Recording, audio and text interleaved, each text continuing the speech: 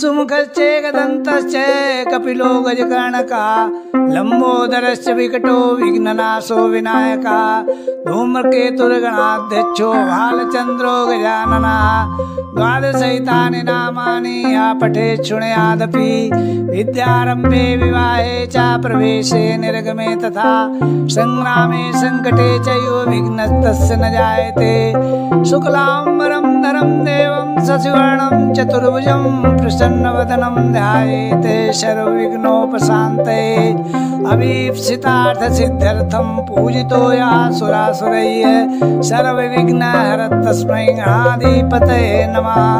वक्रतुण्ड महाकाय सूर्यकोटि समप्रभ निर्विघ्नं कुरु मे देव सर्वकार्येषु सर्वदा।